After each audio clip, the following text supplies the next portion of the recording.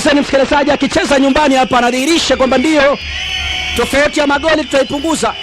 Alama chukueni nyie Bayern Munich, mabingwa watetezi na viongozi wa jedwali la Bundesliga, wanapachika goli zuri, goli la 4, kudhihirisha kwamba hata huyu Neuer, goalkeeper nambari 1 wa Ujerumani na miongoni mwa walinda mlango hodari, pia naye anafungwa goli hapa. Ni kama haikutarajiwa msikilizaji wangu, yale ya kukumbushana.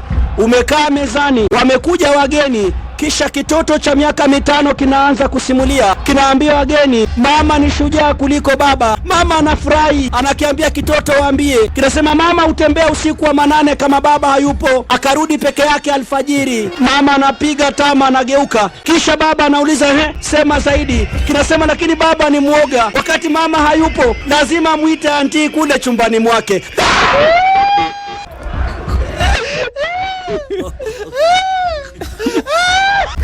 Na kama si Bayern ni mabingwa watetezi, wanapachika goli la 4, goli ambalo kwamba inaelekea msikilizaji linaumaliza kabisa mchezo. Anakifanya kila ambacho kwamba hufanya kwa kutumia kichwa chake. Thomas Müller msikilizaji anamwachia Lewandowski, piga kile kichwa na kupachika goli kubwa, goli la 4. Leverkusen hawakulitarajia hili msikilizaji wangu, kama alivyowahi naambia rafiki yangu Ramadhan Abdalla Savonge, siku ya vituko msikilizaji na hili janga la COVID-19, wewe ni kukaa nyumbani, huendi zako kazini. Ni mkeo tu ndiye anayekwenda kazini, manake ana offer essential services. Yeye hufika nyumbani saa 12. Leo hii ameamua kurudi nyumbani saa 10 mapema kidogo, robo saa kabla hajarudi. Jirani ameanika nguo zake, jirani mtoto wa kike, upepo unabeba msikilizaji nguo zake za ndani na kurusha kwako nyumbani, wakati unaamua kuziokota kujua ni nini. Mama boy anaingia.